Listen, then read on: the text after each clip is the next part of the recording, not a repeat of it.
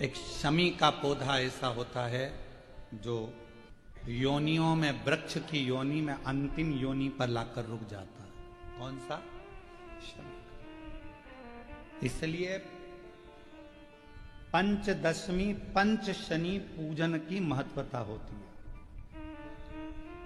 क्यों कहा जाता है कि अगर कोई आपको ज्यादा परेशान कर रहा है, बहुत टेंशन दे रहा है, बहुत ज्यादा अगर वो इतना हताश हो गए कि आपने सोच लिया अब तो मर जाऊं तो अच्छा है, इसका नाम लिख जाऊं, ये सब चीज करने से अच्छा है पांच दशमी। दशमी जानते हो? पांच दशमी, कोई सी भी पांच दशमी आप चुन लीजिए, परंतु वो दशमी अमावस्या के पहले वाली नहीं होना चाहिए, वो पूर्णिमा के पहले वाली दशमी।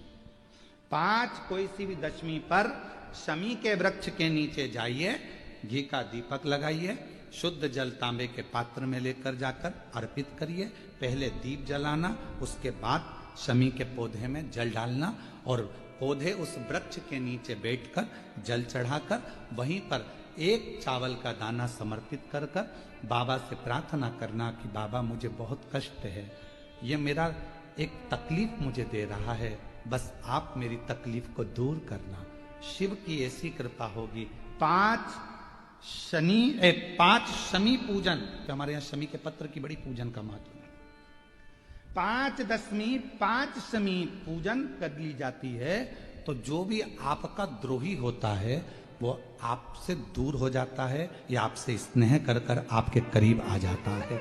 ये शमी पूजन वृक्ष योनि के अंतिम योनि का पूजन। सारे वृक्षों पर पत्थर पड़ जाते हैं पर शमी के पौधे पर पत्थर किस लिए हम मारेंगे? कौन मारेगा? उसमें तो कांटे लगे रहते हैं, कौन मारेगा उसको? क्या कांटा झड़ाएगा पत्थर मारकर? नहीं। हम तो यहां तक कहेंगे कि शमी की आराधना साधना आपके द्रोहियों को, दुश्मनों को भी दूर कर देती। और मेरी जीजियों, मेरे जीजाओं, मेरी बेटियों, बेटाओं, मेरी माताओं, मेरे बुजुर्ग माता पिता स्मरण करें, जब जब यदि आपका हृदय दुखे, मन दुखे, तो एक शमी की पत्ती को शंकर के शिवलिंग पर जरूर चढ़ाएं, सारे दुख अपने आप समाप्त होना प्रारंभ। शमी का तो कोई कहे क्या वृक्षों में, पौधों में, पत्तियों में भी क्या, ये वृक्षों के अंदर भी क्या जीव होता है? क्या इसमें भी प्राण होते हैं? होते हैं, इसमें भी प्राण है। ये भी ऑक्सीजन लेना छोड़ना सब कार्य इनका चालू है, ये भी जीवित है। जल नहीं मिलेगा मर जाएंगे, जल गया समाप्त। एक हमारे बहुत अच्छे जजमान हैं, बहुत अच्छे हैं, उनके 4 लड़के हैं, 2 विदेश में रहते हैं, 2 इंडिया में रहते हैं, भारत में, और बड़े बड़े शहर में रहते हैं। और हमारे जजमान ब्यावरा के पास में रहते हैं। तो हमने उनसे कहा कि अब तुम बुजुर्ग हो गए हो दोनों, तो बेटों के पास क्यों नहीं चले जाते? तो कहा गुरुजी हम गए थे, हम विदेश के दोनों बेटों के पास गए। हमारा एक बेटा बेंगलोर में रहता है, हम वहाँ भी गए। फिर एक हमारा बेटा हैदराबाद में रहता है, हम वहाँ भी गए। अच्छा, तो फिर अब इस अवस्था में, इतनी बुढ़ापे अवस्था में, तो तुमको बेटों के पास रहना चाहिए, तो फिर यहाँ क्यों वापिस ब्यावरा आ गए, फिर वापिस यहाँ रह रहे हो क्यों? गुरुजी हम वहां रह तो रहे थे, पर ऐसा लग रहा था कि वहां से हमारा अपनापन खत्म हो चुका था। गुरुजी, माँ बाप के पास जैसे बेटा रहता है, उसको लगता है कि ये मेरे माँ बाप हैं और इनके पास जो कुछ भी है उस पर मेरा हक है। जैसा बेटा रहता है अपने माँ बाप के पास में और उसको लगता है कि ये मेरे माँ बाप है और उनके पास जो है उस पर मेरा हक है, पर आज हम आपसे कहते हैं गुरुजी, जब माँ बाप अपने बेटे के पास रहते हैं तो ऐसा लगता है कि हम किसी पड़ोसी के घर में कुछ दिन रहने के लिए आए हैं, किसी पड़ोसी के घर में आए। हमें अपना हक नहीं लगता, डर लगता है। सामान तेज गिर गया, बेटा जाग कर आएगा कुछ कह देगा, पानी ज्यादा गिर जाएगा तो बहू कुछ कह देगी, कुछ कहूंगी तो पोता पोती कुछ कह देंगे, डर सा रहता है। इसलिए गुरुजी हम उनके पास नहीं, अपने गांव में ब्यावरा के पास में रहते हैं, 2 रोटी बनाकर खा लेते हैं, कम से कम भय की जिंदगी तो नहीं जीते, अपनी गुड जिंदगी को जीने का प्रयास करें। क्यों हो रहा है, किस लिए हो रहा है, क्या कारण है जो आज माता पिता को अपने बच्चों के पास रहने में भय उत्पन्न होने लगा है? भय लगता है क्यों? क्योंकि हमने उसको आदर करना बंद करवा दिया। आप सिखाओ, 4 जगह पर झुकने पर कभी भी आप हार नहीं मान सकते। माता पिता के आगे झुकिए, घर के बुजुर्गों के आगे झुकिए, दूसरे नंबर पर, तीसरे नंबर पहले घर के माँ बाप के आगे झुकिए, घर के बुजुर्गों के आगे झुकिए, अपने अगर विवाह हुआ है, पति है, उसको भी प्रणाम करिए, और परमात्मा जिसको तुम भजते हो, जिसको तुम स्मरण करते हो, जपते हो, उसको प्रणाम करने में पीछे मत हटो। और एक बात और अपने अंदर उतार कर रखिए, किसी से गुरु मंत्र लो मत लो।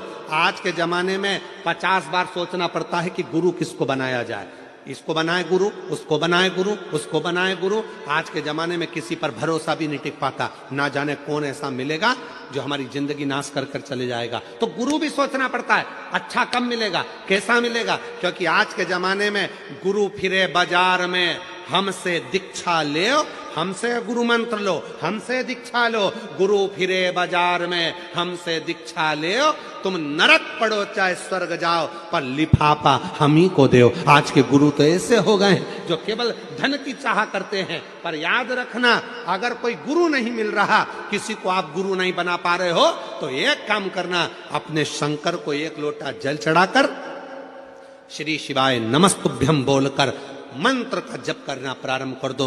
शिव को गुरु बना लो, वो शंकर तुम्हें पार लगा, वो शिव तुम्हें पार लगा।